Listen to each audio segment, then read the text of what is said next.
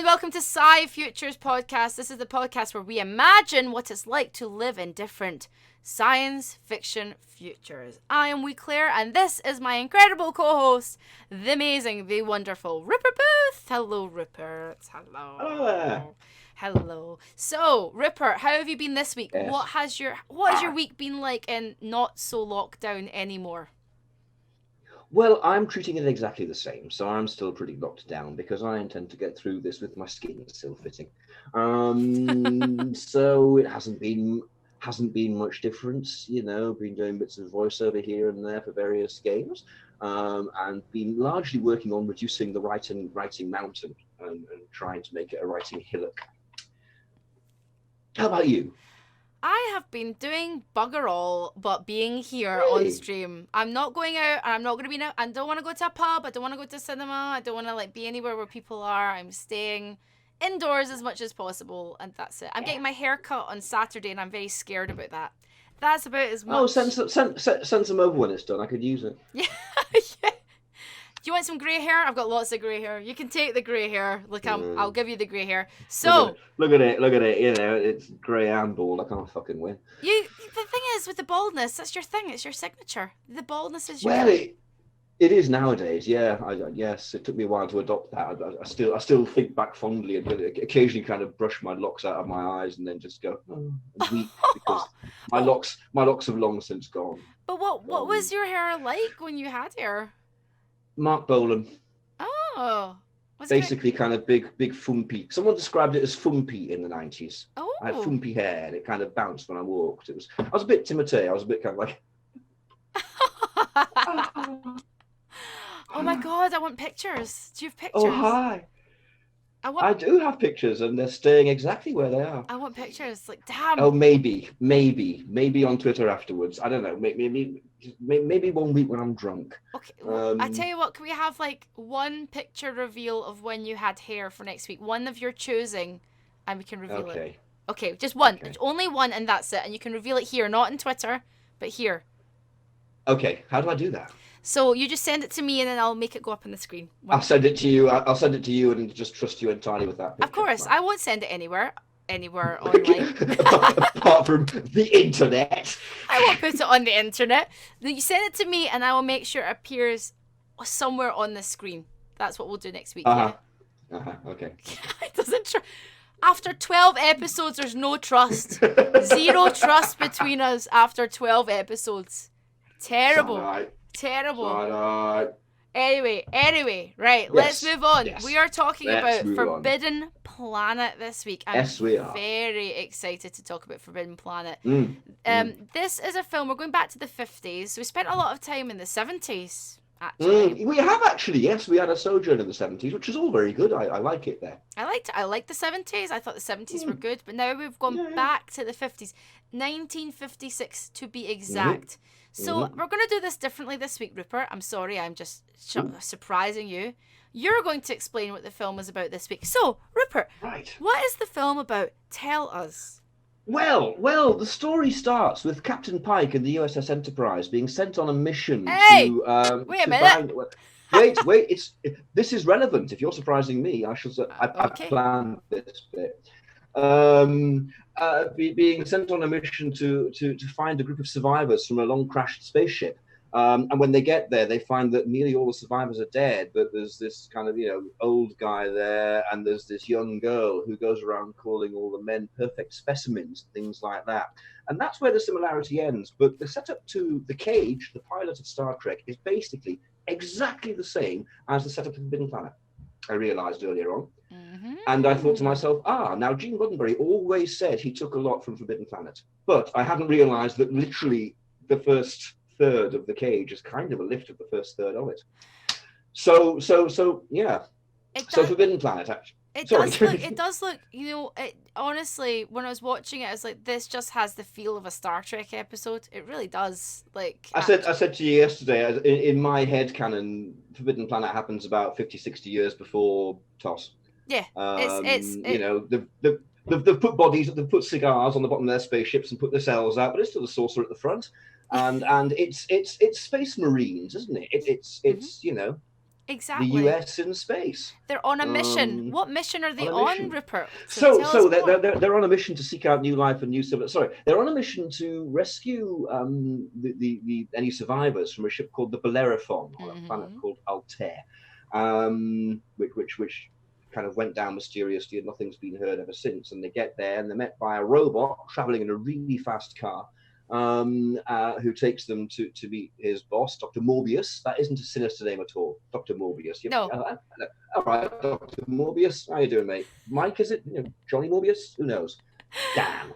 Billy Bob Morbius. Billy Bob Morbius. That sounds like the beginning of a song. Billy Bob Morbius. Let me tell you about a planet far away. This is Billy Bob Morbius. From the air, Billy Bob Morbius. The B-side. The B-side. Oh, nice. That's it. Yeah. That's our next podcast. The B-side. Okay, so we've got Morbius, we've got Robbie the robot. Morbius, and Morbius has this daughter who's never seen a man before, apart from Morbius, and he's a bit old, and her dad. So she's kind of, but she's also very scientific. All the men immediately, including Captain Leslie Nielsen. Which, for everyone who grew up watching the Naked Gun films and all that sort of thing, it's astonishing to see him playing it completely straight, just being an actor and doing a very good job of it. He's Captain Kirk. And can I say, like Leslie Nielsen, right? So when I was growing up, Leslie Nielsen always looked old because he was old as I was growing up in the 80s and through the 90s. So I went and looked because I was like, he still looks old. So I went and looked to see how old he actually was. He was 30 when this was made. He was 30, yeah. He looks old. I like Leslie Nielsen for that. I sit here as a stampede towards 50 and think, no. I think I still look a little bit younger than Leslie Nielsen in Forbidden Planet, which is extraordinary. So it's like Clive Dunn in Dad's Army. Some people just come out of the womb wrinkled. Of course, everyone comes out of the womb wrinkled, but they stay wrinkled and they kind of become granddads at the age of 25. Is it kind of like when you have like a kid's, so for example, like your friends might have a baby and then you're like, oh, what a lovely baby, and you're like, ugh. In your head, I don't know, I never talk to them if they do that. In your head, you're thinking, I know exactly what that baby is going to look like when it's 65. That kind of thing. Yeah, Davros, basically. All babies kind of look like Davros. And all babies kind of act like Davros as well. They just rant and scream, and some of them develop Daleks, and that's bad. Stop it, baby. So, stop that. Time Cop. Yes, Time Cop. Here we go. So, wait a minute. Arnie's not even in Time Cop. Anyway, oh my God, so many podcasts merging into one. But he should be. You'd be so much better. Well, I am wearing a Total Recall t-shirt today. There you go. If you could see it, you'll see it afterwards. If you could see it, it's Arnie going row. It says row on the t-shirt. Imagine Arnie in Forbidden Planet. Who does he play? Does he play Leslie Nielsen or does he play Morbius? Oh no! I got creatures from the edge coming out of my brain. Creatures from the edge, row. Oh my God! What would the creature look? So we're skipping. So basically, wait a minute. That'd be great. Wait a minute. What would those creatures look like? Just a giant. Just Arnie face. Arnie face. Oh my God! It's a Toma. It's a Toma. Leg. It's a choir boy. Here we go. Yeah. So there's a crew. They've gone to this planet. Morbius is he says, I'm studying this ancient species long gone called the Krell. Yeah. It turns out, so obviously he's got this daughter, Altera, isn't it? And she sort of frolics around in short skirts, much to the disgust of Leslie Nielsen's character. And goes and does nude bathing as well. She's happily sort of swimming about, going, "Hey, come on in!" Disgusting. Terrible. She's wearing a body stocking, but still, she's not meant to be wearing a body stocking, and that's kind of like, hello, take a look. Terrible behaviour, as he says. He's like, you can't just walk around dressed like this. It's very 50s. And her tiger would totally agree, as we'll find out. Yes, so basically what happens is one of the young gentlemen gets her alone, gets to kiss her at some point, and she's like, I feel nothing. If I was the bloke, I'd be like, shit. Yeah. Damn. Yeah. It's just like, what am I supposed to feel? So she's very much like a cardboard character. She has all these creatures on the planet around her, like a tiger. She's got deer and things like that. It turns out that, and then Leslie Nielsen's character tells her off for being too goddamn sexy, basically. Wanton hussy slut. Yes, terrible behaviour. It's the 50s in space, don't you know? Yeah. So And he's she, not Captain Kirk in that way. He's very much kind of like, oh, well, I mustn't. No, no, no. Whereas Kirk would just be kind of, I'm in there. yeah, Kirk's like, come here, you. Let's do Captain's this. log. Yeah. But so she's annoyed at him, but she's like, I think I will dress appropriately, even though I hate him. So that's the thing. So basically, that becomes a thing, and then they find out over the course of the film that Morbius has been using a device, which was created by the Krell, to enhance his intellect. It enhances his intellect. He almost died using it, but it enhanced his intellect. And Leslie Nielsen's character basically goes, no, we need that. His name's Adams. Adam says, we need that for planet Earth. We need to have that. But it turns out by using this object, which enhances your intellect, they forget about the id, okay, which is, or the sort of, how do you describe it? The base subconscious desires, which are given. Sorry, no, carry on. Which are given free reign and power by the machine. So they have this creature that is, picking the guys off, is causing destruction and havoc or murder. And they discover that this is one of the creatures from the id, and it's from Dr. Morbius's subconscious, that kind of like, that's basically from his subconscious desires, and that's what we basically find out. So we find out that this machine is too powerful. Should we even have this machine in the first place? So let's talk now more about, so I've got the story out the road. Let's talk about the film itself, the sound design for a start. Yeah, well, it's extraordinary, isn't it? It's absolutely brilliant. Absolutely brilliant. It was one of the first films, I think, to really use that kind of electronica. And you'd had the theremin beforehand, the kind of... Yes. You get in Day the Earth Stood Still and so on. But that was a pre-existing instrument for the 20s, I think. But yeah. Well, this is kind of music concrete. And very much prefigures the sort of stuff that you'd get Tristram Carey doing for early Doctor Who, 7 or 8 years later. It's a remarkable soundtrack. It's when it opens, now it opens in a very 1950s way, with the title sequence and things like that. But the soundtrack is what makes it, what gives it the vibe. It gives it an eerie, uneasy vibe throughout, because when the men are on the planet, they don't know what this creature is. They don't know who Dr. Morbius really is. It gives a really uneasy feeling throughout the whole film, because there's a lot of mystery. You don't really, all of that stuff we've talked about doesn't get revealed until maybe not for a long time. You're kind of like, right, okay, because at first I was like, oh, what's going on? Like, so she's just some sexy lady, like, then all of a sudden she's like, oh my god, I really like you, Adams, even though I hated you before. I've dressed appropriately for you, and now we are kissing, and now my tiger doesn't like it. My tiger doesn't like me, yeah, and so Adams just disintegrates the tiger because he's got a phaser with some nice perspex. Nice. we all discovered several episodes ago that Rupert loves perspex. Yes, he loves it. I'm the right age too. Perspex was science fiction in the 70s.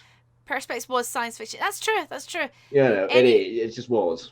Anyone over the age of, let's say, 45 loves a bit of Perspex. Bit of Perspex. You can't beat a bit of Perspex, but you can file it nicely and you can sand it, and that's good. Generation P, we'll call you. Generation Nice. Gen nice. P. We're entirely transparent about this. Oh, no. Hang on. I'm here all week and the rest of the year. Let's talk about the set now. Right, so... Yeah. The comparison to Star Trek. Talk a little bit more about that, Rupert. Like, is that what you thought when you first watched it? Well, I mean, the comparison to Star Trek is very much in terms of design, not as much. Although you have got the weird kind of transporter pad that they all go and stand on when they're decelerating from hyperspace. But it's kind of, the spaceship interior is more like the TARDIS. It's got this central console with a great bit of perspex. Great perspex ball. That's the astrogator. I want an astrogator. I want a life astrogator. I want a massive perspex ball that just says, you go this direction tomorrow and your life will work out fine. We need to start a Kickstarter for a massive perspex ball for you. Massive perspex ball, thank you. And I'll astrogate the fuck out of it, and then life will be great. So it's a lovely bit of design, a very expensive set. I mean, the whole film was extremely expensive. It was the Star Wars of its day in terms of spectacle, in terms of effects. Nothing like that had been seen, probably the biggest science fiction effects film since Metropolis, maybe. I honestly was really impressed with the set. I was Mm, really impressed with the soundtrack. It sort of lulls you into this false sense of security. You got the daft romance bit. It's very 50s, obviously. It's almost domestic, isn't it, to start off with? Yeah, it feels very much like a bit sort of Lost in Space in a way, except with, a sexy lady and some guys. And there's the comedy chef going and getting Robbie to make like thousands of bottles of whiskey and stuff like that. All the kind of 50 stuff you'd expect. Yeah, a bit kind of not it's not quite slapstick, but it's kind of alluding to. Yeah. I mean, something I actually read that the miniskirts in the film meant the film was not shown in Spain until 1967. That's how offended. Yes. Yeah, because the Spanish are known for being really easily offended by legs. God, exactly. Yeah, legs. Yeah, legs were banned in Spain. Legs are banned in Spain. Legs weren't allowed in Spain for an awful long time. Everyone had these wicker trolleys that the torso sat on and they just wheeled around like that. It was strange in Spain. This is where Salvador Dali got it from. I mean, look at him. Look at Salvador Dali. Yeah, exactly. So we've got reference to Sigmund Freud's structural model of the psyche as well. The id. Okay, so that's the part of the unconscious mind that represents the primal need and desires. Now, this is where I found it quite interesting. Because this is where the film got interesting for me, because I had to stop it and go, wait a minute, because I was watching it in the background. I was like, wait, they're talking about the id. So there's a lot of clever... Hang on, where did that come from? Yeah. Exactly. I was like, wait a minute. I just thought this was all kind of sort of dumb, whatever. And then all of a sudden they're talking about the id. There's a conversation going on about whether they should be using the machine, how they should use it. The human beings need it. When you were younger, when did you see this actually? This was another one that came from the 1981 or 2 BBC Two season of science fiction films. That's when I first saw Forbidden Planet, only in black and white. But yeah, and it was one of the ones that really stood out because I was reading a magazine that had just come out called Voyager at the time, which kind of covered science fiction in general, TV, film, literature. And at the age of 9 or 10, it was an adult magazine. I don't mean adult in a dirty way. Just it was written for adults, But I was quite a good reader, so I was able to kind of grasp it. And they had written about it endlessly and shot. And they said screen grabs, stills, screen grabs from the early 80s. Wow. And it was clearly a very significant entry into the science fiction canon. Lots of filmmakers, people like Roddenberry, George Lucas has mentioned Forbidden Planet as well, and just gone, yeah, well, that was a spectacle. That was extraordinary. Spielberg waxes lyrical about it and says this is where we got it from. This is where we got our love of giant film spectacle from seeing Forbidden Planet as kids and being totally convinced by it. Was this your, you mentioned this kind of time period, the early 80s? Was this your sci-fi awakening, that period? No. I've been into science. Like I said, I watched Doctor Who from day one of my life, as far as I can make out. And of course, there was Star Wars in '77. So by the time it came to the early 80s, I was totally committed to sci-fi. I've been science fiction all my life. Maybe I just am science fiction, don't really exist. Yeah, Rupert is sci-fi. Yeah, I mean, I'm not real. I'm the same. I'm kind of I'm just I don't know when I don't know even when the first sci-fi thing happened, but I just remember really loving loving things that start. Well, first of all, Star Trek and all that came a wee bit later for me, but it's more the 80s sci-fi films, seeing things like the first Terminator film and whoa, space and time travel and robots and aliens. Absolutely. It was instantly just vastly more interesting than the outside world, clearly. Oh yeah. To me, in the 70s and 80s and now it still is. I mean, even more so this year. Well, I kind of feel like with sci-fi questions the world around us. It does. And we've talked a lot about corporate greed and blah blah in the last few episodes, because sci-fi absolutely questions the world around us, but horror questions our inner thoughts and our inner feelings. So that's more inner world, and I do feel like sci-fi looks at the outer world and asks us to look at it properly, and that's what I love. I don't want to look inside the deep recesses of my id. No, nobody wants to see the id. No one needs to see it. I do. I mean, not your id, my id. I'm fascinated by psychology, and I have been for a long time. So that side of it's always appealed to me. I think How can we understand what's out there before we understand what's in here? So, Because so do you think there are any science fiction films that do that very well instead of looking outwards and kind of go in? more TV shows. I mean, The Prisoner is a big one for that. Mm-hmm. For us, I'd have to think about that and get back to you. Actually, that's an interesting question. Electron Gap says my first sci-fi was Red Dwarf, and DW says Doctor Who was my first sci-fi. He's another Doctor Who fan. Another Doctor Who fan there. Kainsey74 says, my sister took me and my brother to see Star Wars in 77. I fell asleep. I was only 3. That's fine. Fair enough. I was 5, so I stayed awake. That was fine. It's funny that 2-year difference where you're like, yeah, you sleep, I'm awake. It's like, right, okay. Oh, yeah. Well, when you're younger, 1 year is forever, isn't it? You know. Yeah. Oh my God, 100%. And Cactus says, I had the Blake 7 ship as a Matchbox toy, despite not knowing what it is. Lovely. Me too. Oh, I love that so much. Although I knew what it was. I built one. I finally built a Liberator in the 90s because you couldn't. It was a model kit, but it was only so big, and I wanted a proper studio scale one, so I built a 3-foot one. Now we've been doing this for 12 episodes now, 12 whole weeks. I'm getting a flavour of the kind of sci-fi you like, and you probably understand the kind of sci-fi I like. Time Cop.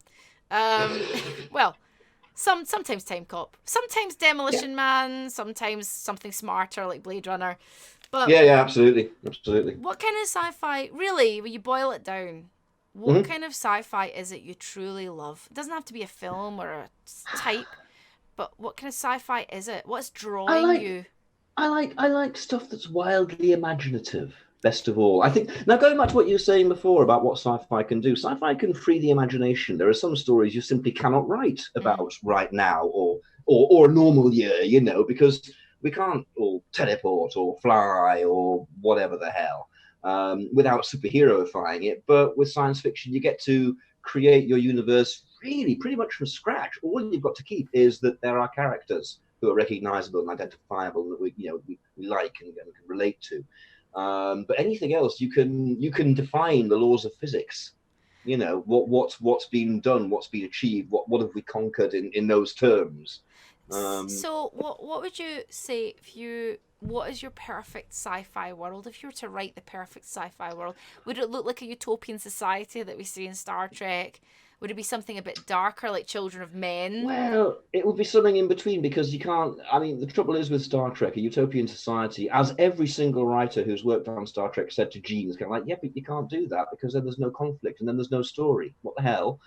And that is true, you know, in Next Gen sometimes. I mean, they managed it in the original series, but in Next Gen sometimes you do see them cooperating so damn much, you just want to go, oh, can someone just stand up and go, hey, Baldy, I think you're wrong. I think they managed it in Picard a little bit, actually. Yes, they did. I agree. I like that. I was like, oh, right, okay. So with it, because Starfleet's a big organization, right? So yeah, you're gonna get dickheads in Starfleet, essentially. Absolutely. There's going to be red tape. Humans aren't going to change that much. No, the future changes, the clothes change, the looks changes, the tech changes, but human beings are still the same. And I like that way that Picard was, you know, in Star Trek and Picard and the new series just going, yeah, like, you've changed. Starfleet's changed. This is not the Starfleet. Yeah. And I like that.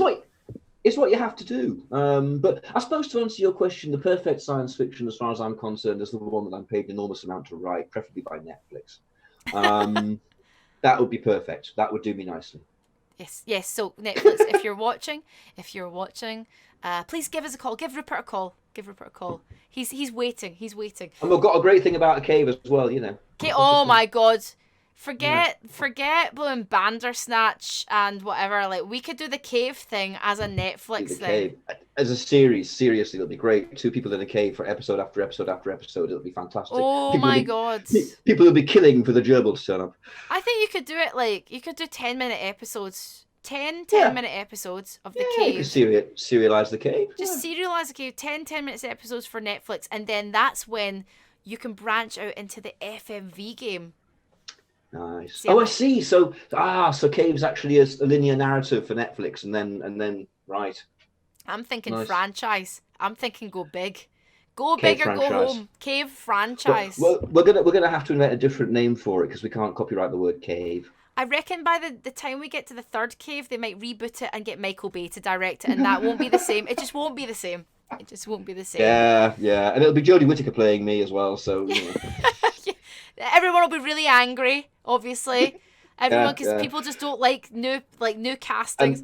And the cave set will be a different color, and it won't be a gerbil anymore. It'll be like a rat. I was trying to think of what's the Australian. Oh, koi poo. I like koi poos because they've got really flat faces. Oh, I was just saying rat. Poo. Rat. No, rat was funnier, but a koi poo's got a flat face though, so it's kind of.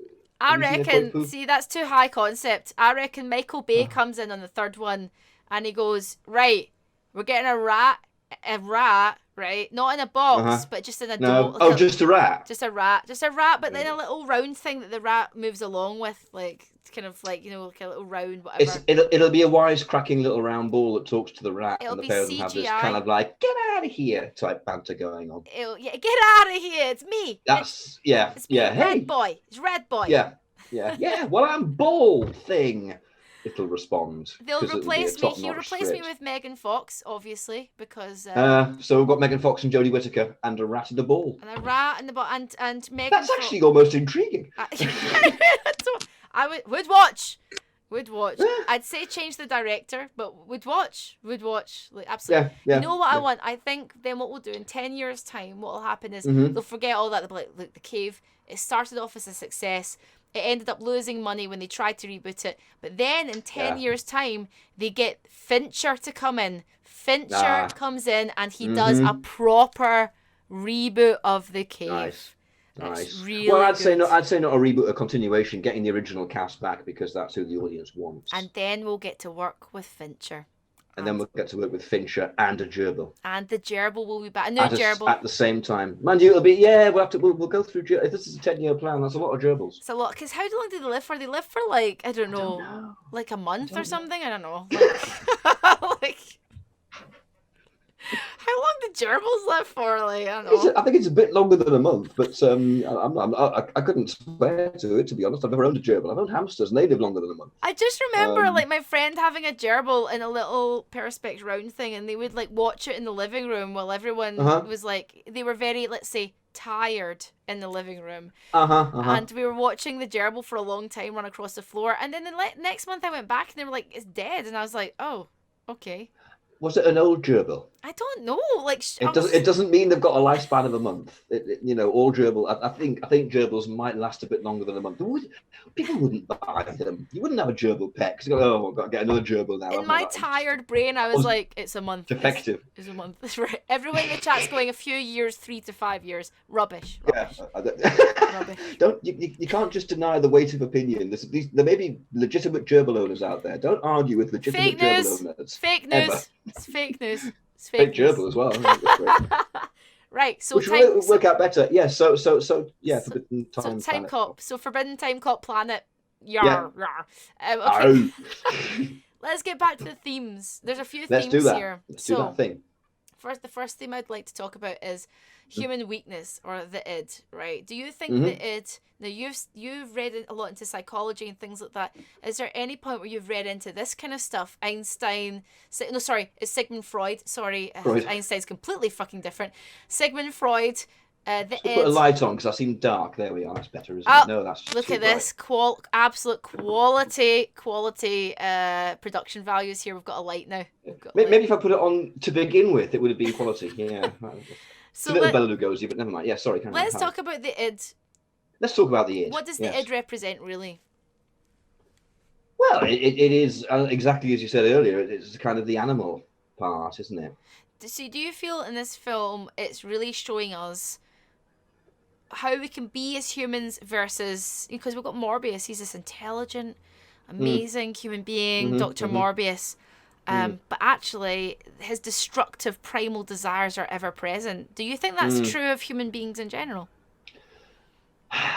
It's difficult to say. I mean, answer a question like that, you can only really talk about yourself. So, say all the rules of civilization were lifted. It's just me and some others. I'm not suddenly going to start killing people or committing acts against women, for example. I don't have that in me. I'm not gonna suddenly turn into that person.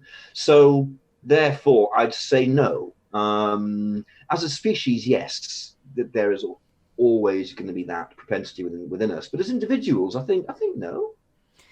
Strangle says, isn't the id a useful thing? Kind of like Metropolis, how it shows you can't have the head and hands without the heart. You can't have the superego without the id. They're both important. Oh, totally necessary. Absolutely part of our psychological makeup. Just something that needs to be understood and, if necessary, controlled. But I think people don't, go into these things sometimes, and should. What about a human desire for power and control?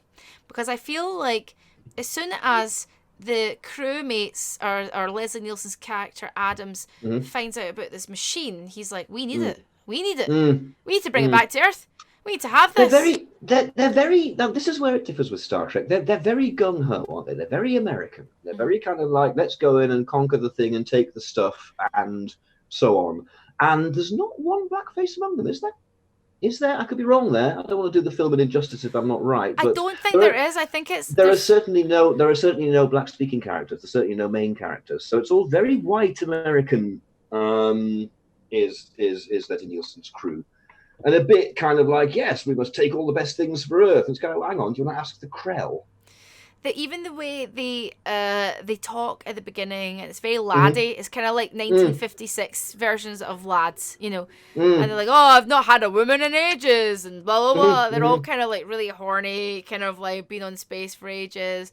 Yeah, I don't think there is. In all fairness, I empathise, but lockdown's been very hard on Rupert. But it is. I think it's meant to reflect how naval people go on, isn't it? That's life in the Navy, which again, to a lot of people, as with a lot of the films we've talked about, that wasn't too far away from the Second World War. Yeah. It's fair. It was only like 11 years. After. Yeah, exactly. Yeah, and it would have been filming before then, obviously. So that's, again, that's a nice shorthand. That's just a way of going, look, you know who these people are. They might be in a spaceship, but they're basically on a ship. You know how this works. So the audience is put at ease. Nowadays, it just does seem like extraordinarily bad laddish banter. You just want to punch them a bit. That's time for you, isn't it? It's funny, like, when I watch stuff like this, I kind of laugh because I'm like, God, it's such cancelable behavior, I guess you could say. Yeah. But it's so, I think we need to see that to go, yeah, God, look how far we've come. I'm like, I agree entirely. I'm never one for whitewashing the past. I think point at the past, look at it, and go right, and don't fucking forget. Oh, absolutely. Look at the past and go, this is what was good, this is what was bad. And so now we move on and we take the good stuff, make it better, and leave the bad stuff behind. So we need to remember. I'm not one for condemning a piece of media based upon when it was made either. I'm happy to look at a thing and go, yeah, that's wrong. That depiction or lack of is wrong. I know. However, I understand it was not done intentionally. I understand why it happened. It's simply a contextual thing. And you can still enjoy things and go, hey, I like that for what it was when it was. Yeah. But I myself have moved on. And you're like, now I want something better. You want something that's more fair, that's better, that's whatever. Look at Star Trek. Less than 10 years later, you've got a multiracial crew. Absolutely. And women. Absolutely. And not a word spoken about it. No, it's never brought up. They're just all the crewmates. So that's, there was progress even from Forbidden Planet to Star Trek. Okay, Star Trek was exceptional. And that's quite, everyone, there's diversity is a hot topic right now because I think in some ways we go forward and back as a human race. We go forward a bit, we go back a bit, we go forward a bit, we go back. I think we go sideways frequently. God, but with Star Trek, if you imagine it back then, it's like, wow, that's quite a big deal, like to have so many different faces on, it is. And main characters and people stepping up and actually having their own storylines, not side characters. No, absolutely not, and always present. Sure, there's all the stories that Shatner stole Uhura's lines and Shatner stole Sulu's lines, but Sulu and Uhura still are always there on the bridge in shot, part of the main team. And the alien, the devil guy. You've got that side of it as well. So yeah, I mean, Star Trek did very, very well. And I suppose, Forbidden Planet was actually perfectly normal for its time. Star Trek was the exception. Yeah, absolutely. Because, I mean, 1956, Mm, you know, that's a long time ago. And we have to it think is. about the governments that were in power then and what was happening Yeah, and what had just yeah, happened before. yeah. Context, looking at it in context. Star Trek was extraordinary for what it was and Mm, what it became. And even now, when you have. Now, I'm not a big fan of the Netflix Star Trek series that went out, the new one. I thought it was yeah. okay. I watched it. I didn't like it, love it. Discovery. I thought it was whatever, but people were even making a big deal about the It wasn't Star Trek. no, it was didn't feel like Star Trek, but people even then were making a big deal about oh, there's a gay couple on there and blah blah, and I was like, Mm, so like Star Trek's always been like that. It's always been quite like let's just be equal, it's a little bit hmm diversity and equality. So I just when people say things like that, I'm like, shut up, like it's Star That Trek. that I thought was exactly the sort of thing. So, when people say things like that, you can actually say about Star Trek. Okay, go and watch one from 50 years ago and learn. Yeah, exactly. Yeah, You know, go and learn hello, you still exactly. there? Oh, you are still there. You don't know And if you're arguing about things like that of Star Trek and diversity, you don't freaking know Star Trek. mm, So like, nah. just get over it. Right. Sorry. Back. So time cop. Anyway, yeah, So let's talk about the sci-future aspect. So certainly. if a machine like this existed, where it could hmm double or more your intellect, hmm okay, how do you think mankind would use it? First of all, mankind, and how would you use it?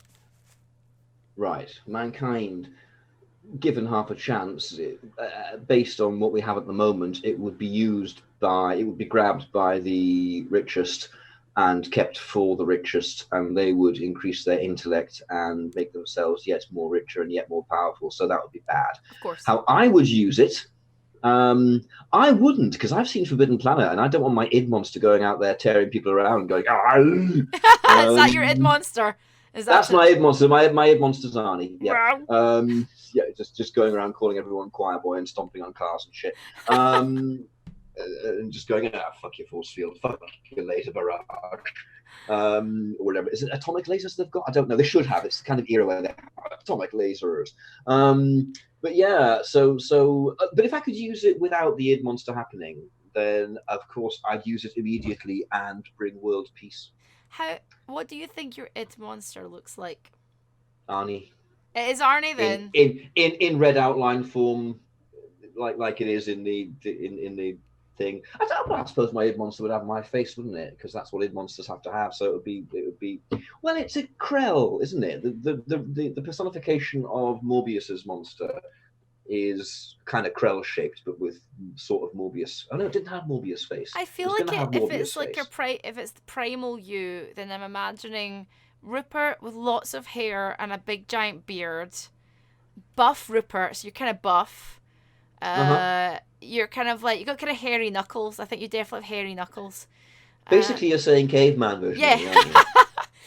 I want to see Right. a caveman version of Rupert. If someone can try and Photoshop that as fan art, Please, God, just let me do it. yeah. So Seriously, it'll be less painful for me. do you think though, if like Am I? What am I wearing? Have I got a lion's? I have got clothes. Yeah. you've got clothes, but I think they're really Thank like fuck. I think they're really basic. I think that Basic. yeah, I think you're kind of just wearing kind of like I don't know, let's say faded stonewashed jeans. Yeah. So Oh, I've got you've got jeans. jeans, faded stonewashed All right. jeans. Okay. Okay. So Um, I'm a modern day caveman. I'd say though you're not wearing any socks and you've got loafers on because that's just a crime, and so you're like I'm feeling that. And just a singlet, There you go.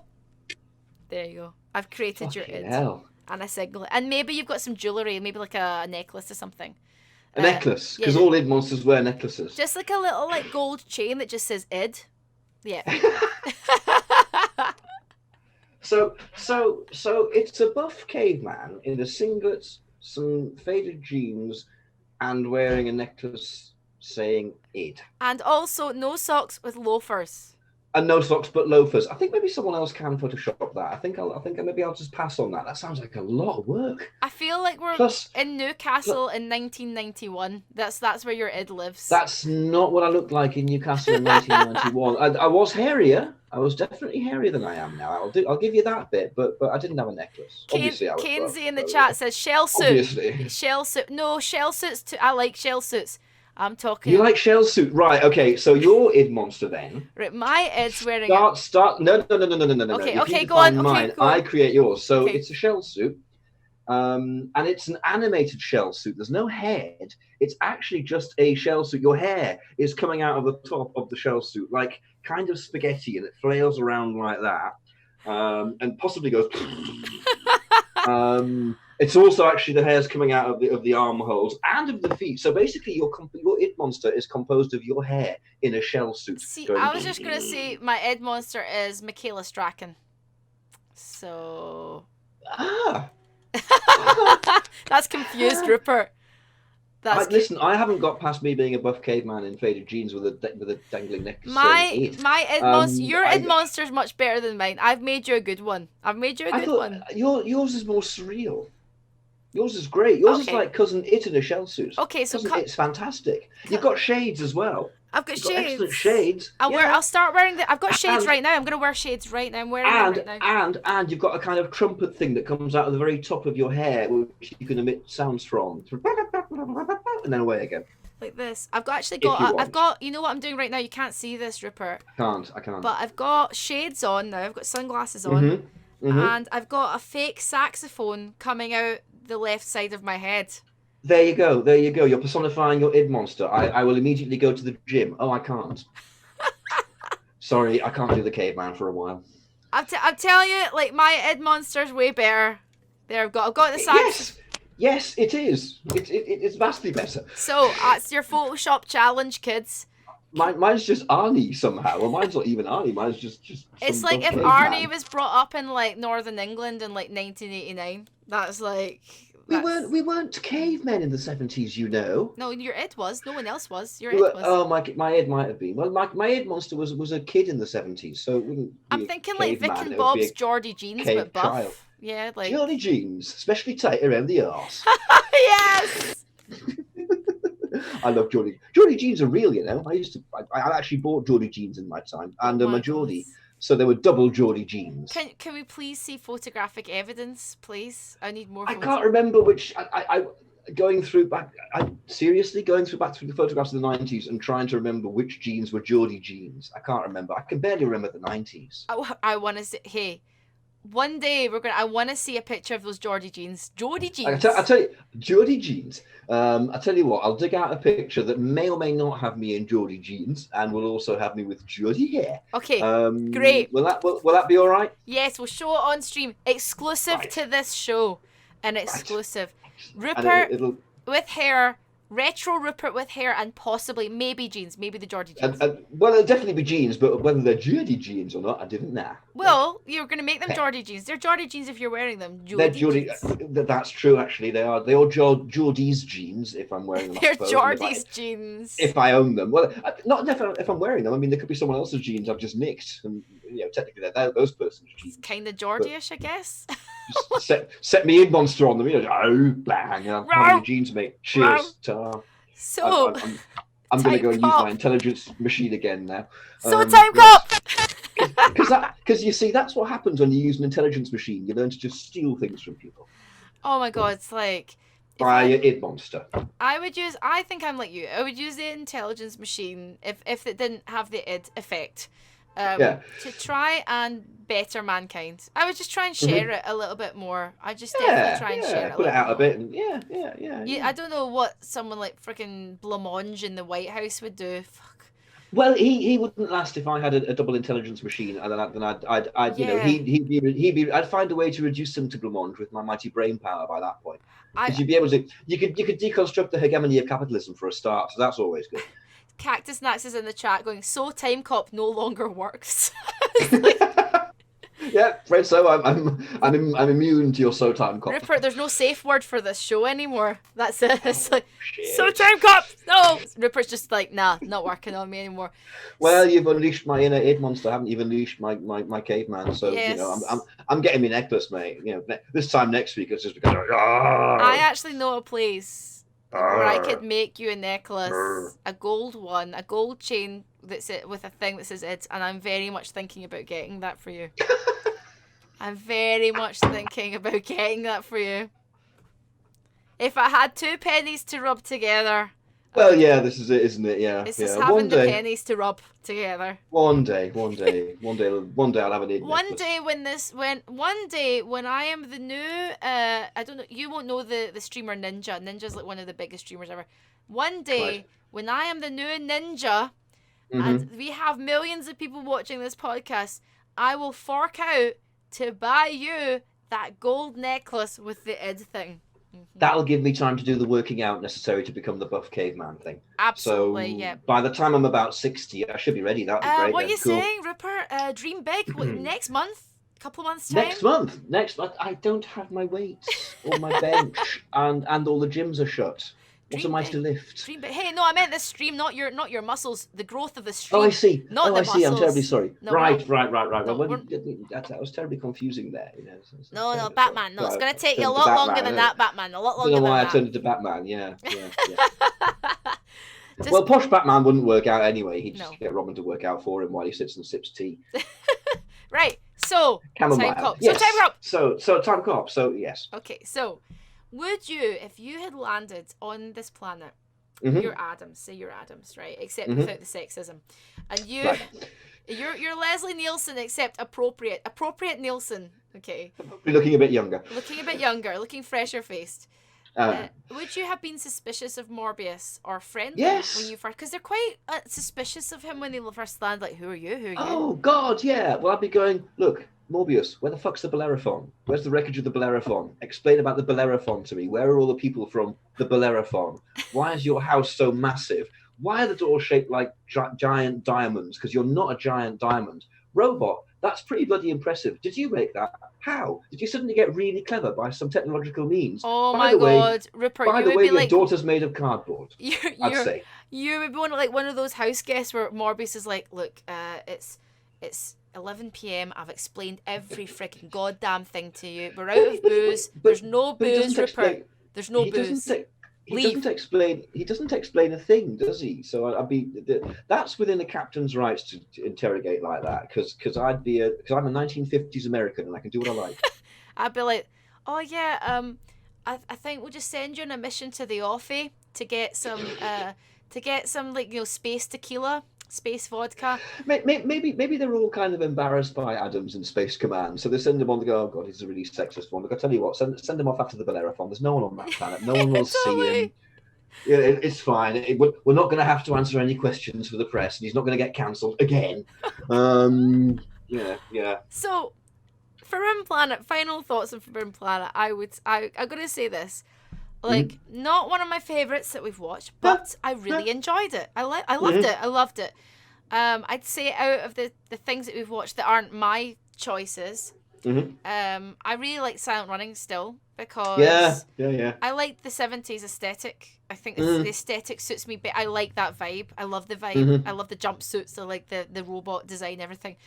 This one I completely get. I love the poster. I absolutely love the vibe.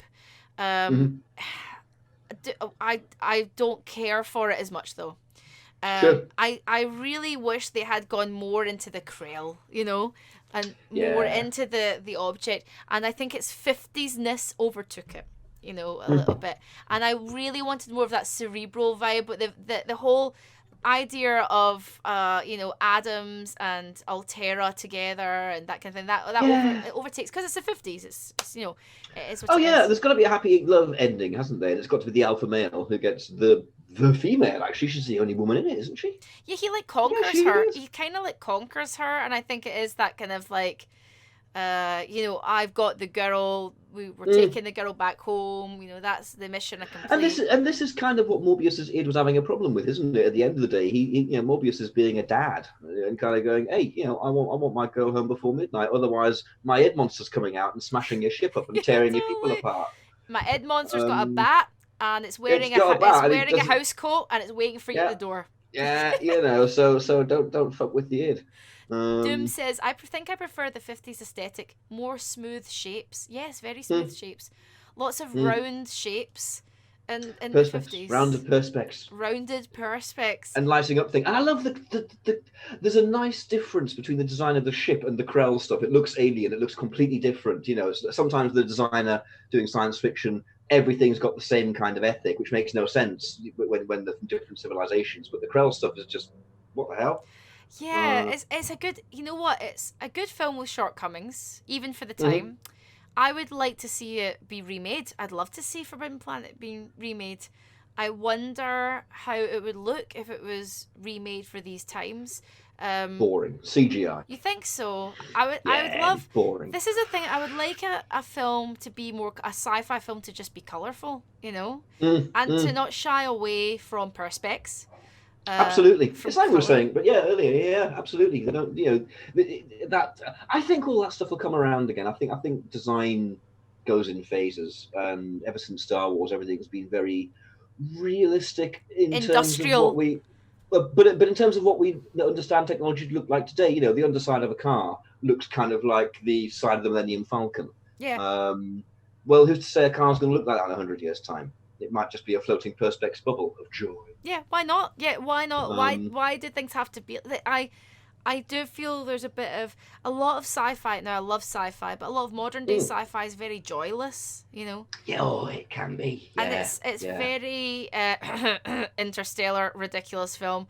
I don't like that film that much. And the characters are all, a lot of characters are all, I'm Batman. Yeah, I'm like, oh, okay, we get it. We're all very serious, and we're explaining the plot as we go on. It's like, I wouldn't talk to anyone like that in real life. I don't know anyone who's like that in real life. No, and like even in Inception, when I watched Inception, I'm talking about two Nolan films here because I don't have a big problem with Nolan, but I'm not a big fan of Nolan's at the same time. He's good when he's good, and he's not good when he's not good, and that's how I feel. I prefer the sisters. I prefer what was that? I preferred the sisters.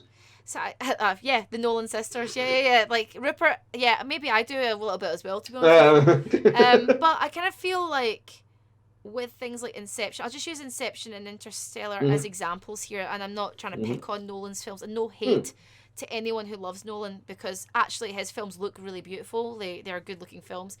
But even when I watched Inception, it was like every character speaking like in a really serious way and describing every single thing that's about to happen.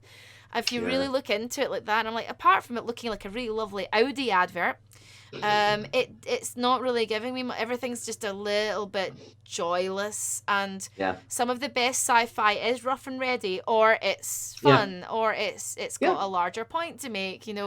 I quite Discovery. Star Trek Discovery. There was no fun in it. There's fun in Star Trek. Yeah. Part of Star Trek, Yeah. I just feel there needs to be a little bit. I don't know. I think I'm waiting for that film now where it makes a grander point, but there's color.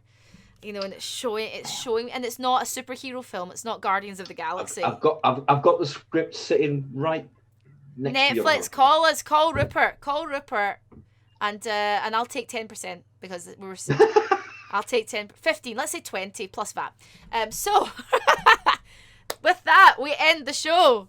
Right. So with that extraordinary rip-off, yes. we actually managed to talk a lot about Forbidden Planet as well. We did, and we're actually ending on time as well. So this is quite organised. This has been the most professional episode. This is disciplined. Very disciplined. Bolton Robin barely came out. So indeed. I'm keeping... So what have we got next week then, Claire? Thank you, co-host Rupert. Well, hey, that's all right. I can tell you that next week we are watching The Fly. Oh yes, a bit of sci-fi horror as well. And that's the 80s one, just to be clear. The 80s one, to be clear. The 80s one, yes, Jeff Goldblum. I cannot wait to watch The Fly again. Me too. I haven't seen it for years. brilliant. I've not seen It's it for a great. while, actually. I've not seen it for a long time. I'm looking forward to watching The Fly again. The Fly is going to be absolutely brilliant. Like, I'm really looking forward to it. It's such a good film. I don't want to talk about it now because I could go on and on. But Yes, Rupert, next week. where can we find you, Rupert? In a little box in a cave with a gerbil. Perspex box. A Perspex box, yeah, or on Twitter where I'm Rupert Booth. Rupert Booth on Twitter. So make sure you go to Twitter right now. Follow our Rupert. We're going to go Rupert. It's Rupert. Follow our Rupert. Get him followed and tweet him and tell him what you think about the show. Tweet me as well. Yeah, Tag us both. Absolutely. Tell us what you think. Ask us tell us if there's anything you'd like to see. We do have the year planned out, and it's likely your choices may or may not be on the list that we have. Apart from me actually dressing as my Ed monster, I'm probably not going to do that. Don't ask him to dress as the Ed monster. Unless you want to send him a pair of faded jeans, it ain't going to happen. It ain't going to happen. 2XL faded jeans so you can bulk up. Time to bulk up. Get those protein shakes down you. Right. Guys, we got a gort. I will see you very, very soon. Rupert, you've been amazing as usual. Everyone, please say goodbye to Rupert. So have you. This has been Sci-Futures. Take care.